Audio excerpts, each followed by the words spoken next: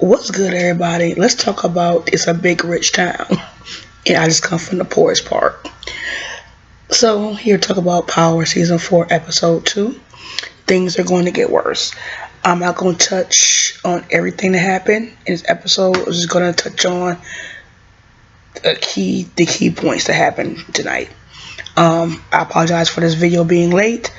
As stated before, I have been sick. I have been in out of town. Therefore, I haven't been able to do my video in a more timely fashion. So let's go ahead and get started. We'll try to keep this under 20 at or under 20 minutes. So let's start off with Ghost. Ghost is basically a shell of himself this whole entire episode.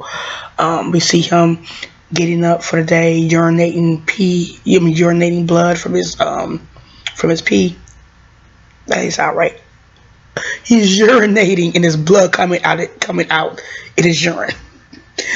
So that leads me to believe from the beating that he got last week, he has some type of internal bleeding going on. So like I said, his whole confidence is gone. His swag is gone. He's basically a shell of who he once was. So he's going to see Proctor, and you can tell. So you can tell that his confidence is gone, because even when Charlie Murphy is bringing him to meet with Proctor, he can't and won't even look that man in his face. look that man in his face. So Proctor and him are discussing the case, and Proctor's telling him, hey, they have this, they have that, and they have all this evidence against you. He's basically telling him, hey, I'm innocent. Angie's this bitch trying to frame me. So at this particular point, he's telling Proctor, hey, we need to introduce our relationship into the picture. So he's telling Ghost, look, if we do that, we're giving the prosecution basically a motive for murder. Excuse me. We're giving them the motive for you killing Knox, what have you. So let's move over to Dot Box and her team. So we see a meeting with John, Sandoval, Donovan, and Cooper. So basically, they're trying to throw her underneath the bus. Cooper's like, look, let's introduce the love triangle to the situation. That's the best way to get him. And the hell with Angela. If she gets disbarred, that's all fair. That's all fair and level war. But John says, that would have been cool if everyone here didn't know what was going on.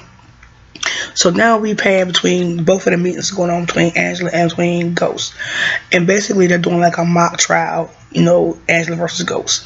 And basically they're giving them all kind of answers about, throwing them all kind of questions about where y'all sleep at together, how often did you know he was married, basically giving them cross-examination how it would be if they went to court and they were testifying on the stand.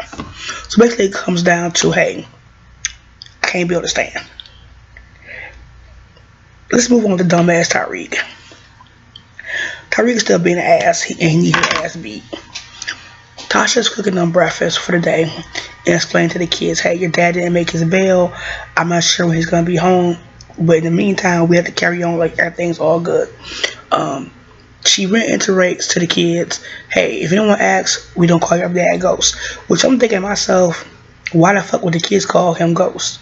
But then I thought about myself, you know what? She does call him Ghost in front of the kids. So I can understand now why she's telling the kids, hey, we don't call your dad Ghost. She tells them, don't call him Ghost. Don't tell anybody that we call him Ghost. And hey, don't talk to anyone about this case. So Raina's like, okay, Ma, I got it. Dumbass Tariq, not so much. So amidst her taking the kids to school, she again reiterates, hey, we don't call your dad Ghost. Do not talk about this case to anyone. I didn't mean no one. So before she lets Tariq out the car, she asks Tariq, hey, do you know anyone named Kanan? But before they get even further get into their conversation, paparazzi take pictures of them talking, and she basically goes and texts paparazzi, slams the camera or whatever. Tariq gets out the car, his little smart ass need to be popping his fucking esophagus. she basically like, yeah, that's the way to go, mom. He wants to act just like you are. Okay. So then they walk into the school, and the white boy come to him like, hey, the gun you bought to school, that's the same gun you bought to school. That's the same gun your pops used to kill the Fed. So Tariq dumbass gonna say maybe. And I'm looking at him like, nigga, your mom just said, nigga, don't say shit about your fucking dad's case. It can be misconstrued. So Rain's getting his shit about X, Y, and Z, and this nigga talking about some mom and dad are both liars. I'm like, this little nigga need to die and die slow. So now he calls Kanan, and to me, that whole relationship is getting to be very pedophilish to me. Cause I'm just like, nigga, Tariq, you're like 15. You don't see it weird as fuck? You're hanging out with a fucking 50-year-old nigga? Nigga, this is pedophilish. So anyway, Kanan telling him, look, play the game, whatever, I got plans for us. Let's move on. Keisha comes to Tommy's house and she's like, hey, I'm scared. I was there when the penthouse got raided, blah blah blah. I want you and Tasha's name off of the shop. Tommy basically broke it down to her. Look, we all being watched at this time. We can't take our name off of it. Everything has to stay the way it is. We don't need to give them any ammo for them looking at us even more suspiciously. So he basically tries to reassure her, hey, I got your back. Don't worry about it. Everything's good. We're good. You're good. I'm good. Everything's good. So let's move on to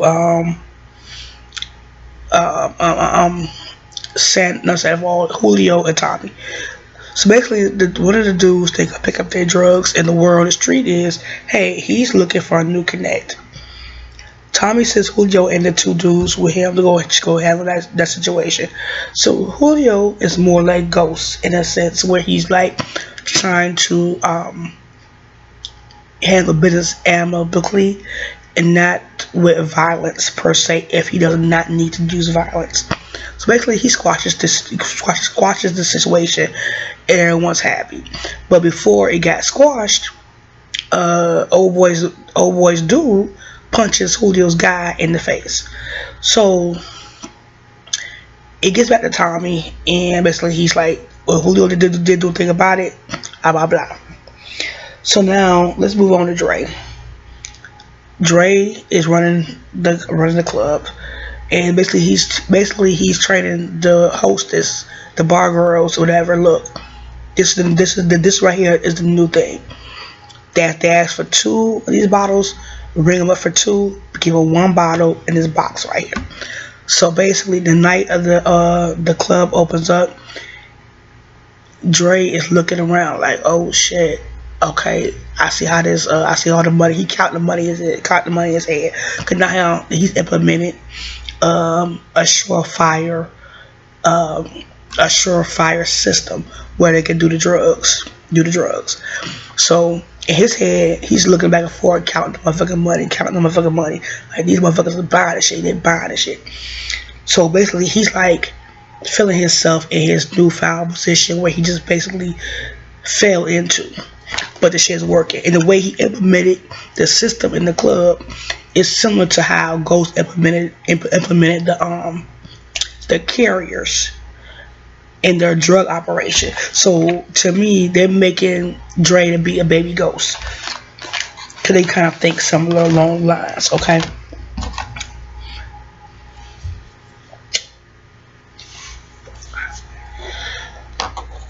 So next thing I'm gonna talk about is the club getting raided.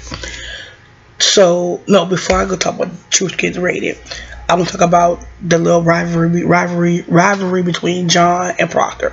So come to find out, Proctor has beaten John multiple times in litigation. So this time around, he wants to win the case, and to me, that makes me believe that, hey, the nigga don't give a fuck about the truth. He just wants to win. So with that being said, he's like, look, we gotta make sure all of our evidence is basically airtight. It's airtight where it can't be fucked up, where he can walk free. So that leads up to them getting a search warrant to search Truth. So soon they walk in, Sandoval's walk into the club. Sandoval's like, hey, I need the security cam. So as they're doing that, they're doing their walk around, looking for the gun, whatever the case may be. Sandoval makes his way up to Ghost's office, walks in, and plants the gun. Now, if you all notice in the shot, you do see a camera up in the office, but the thing is this right here. Even though he asked for the security to be cut off, if I'm not mistaken correctly, that camera in his office, they can to like an outside feed.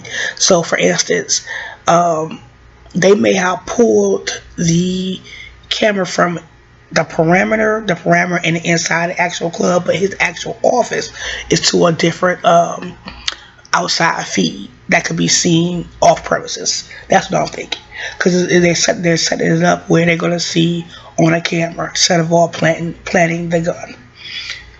So now the gun has been found, which leads Angela to believe, hey, this is some bullshit going down, because I know him how I know him. This right here is not clean. If he did this murder, he would not have left his murder weapon right there in his business. He ain't that dumb. So Kanan is riding around in a damn adult daycare van, getting shit ready for him and Tariq. So they hook up, whatever. Tariq asks Kanan, hey, you know anybody by the name of Kanan? Kanan plays it off like, nah, I did, but a nigga dead. So now he goes to see Dre and tells Dre, hey, keep your fucking mouth shut. You know, I'm going to kill you, blah, blah, blah. And Dre like, what the fuck? I'm paying you to stay away from the motherfucker. Like, what are you talking about? So basically, it's looking like, you know, Dre need to hurry up with his plan to get rid of Kanan. Because either he going to do it or he going to end up getting got his damn self. Let's move on. What else happened this episode? Oh yeah. Teresa's wife comes to visit him. We learn that she only has a year left to live, or what have you, okay? She could be on some experimental drugs, but she needs the money up front. We also learned that, hey, it's some type of connection between Tracy and Egan and Ghost. Some kind of way, the old white guy, Tracy, knows Tommy and them. So I'm thinking maybe that's Tommy's dad. I'm thinking that's his dad, because excuse me, in the conversation that he had with his wife, the wife said, hey, I'm sorry I couldn't give you any kids, because we had kids together, the child would be taking care of me and you wouldn't have to worry about it. Oh, my favorite part of the episode, which had me fucking weak. I was dead to the floor when I heard this shit. So we see Ghost sitting at the table eating his damn biscuit. Mind his motherfucking business, ain't fucking with nobody. Dude come up to him and it's like, hey, you the rich boy. You on them clubs, yada yada yada. Ghost see if he ain't have no mind to eating his food. Ain't fucking with him, you know. So dude take the little biscuit out his hand and like, this biscuit shoulders mighty scrumptious. And so he set his ass next to this nigga and started touching him. Why Ghost? No. Why he say, you look at mighty pretty with them baby seal eyes. I was dead. He said you look at mighty pretty with them baby seal eyes. I did not know what to think. I died laughing about 20 minutes. Yo, he said baby seal eyes. I had to go Google baby seal eyes. And to be all but honest, that nigga do got a baby seal eyes. Let's move on. So when dude touched Ghost did this right here. Did when he moves right here. But that nigga risk. Like, nigga, I'm not with that gay shit. So from the little cut, Teresi look at people to see people what's going on, and basically like, little biscuit, leave that nigga alone. So Ghost and him make eye contact, and he's like, okay, so they're gonna work together some type of way. Also, we find out that Ghost might get the death penalty. I'm sorry, not death penalty. He's gonna get the chair if he's convicted of this crime. It was like, damn, that's fucked up. So when that comes out, that hey, Ghost might get the chair. Everyone is like taking that shit to heart. Like, Tasha's like taking shit to heart. Dotbox taking shit to heart. I mean, it's just real like depressing. So Tasha goes sees Dotbox and makes tell that bitch like, you are the fucking worst. So, but this is the thing though. Every time she sees Dotbox, she ends up getting information she did not know previously before. So come find out, Tasha finds out, hey, the nigga who's dead used to fuck with this bitch. So now she's thinking like, damn, did this nigga Red do this shit? And now she's thinking like, damn, that is a motive for him to have murdered this dude. So it's just real fucked up, a whole fucked up situation going on with them. And another thing that happened in the episode was Tasha and the kids came to go visit Ghost. And who the fuck do we see? The third fucking child, Yasmin. We ain't seen that broad since last season, maybe one time. Like, where the fuck has Yasmin been all this time? I digress. So shouts out to the writers for bringing Yasmin back. So they do have a third child. Do I have any predictions for next week? I do, but I'm going to watch next week's episode to see if I'm right or wrong. What I think is going to happen for next week is Teresi and Ghost are going to end up working together. Angie's going to try to offer that nigga a deal, and he's going to say, fuck you, bitch. I'm not giving you shit. I think Proctor and Tommy are going to meet up again to talk. And I think it's going to come out how Ghost and Teresi and Egan and Tommy know each other.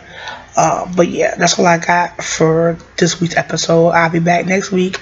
I got some theories I want to talk about. Another video, a reference to Power, but those are going to be separate videos. So anyway, I am under 20 minutes. So yeah, holla at y'all later, and y'all have a good one.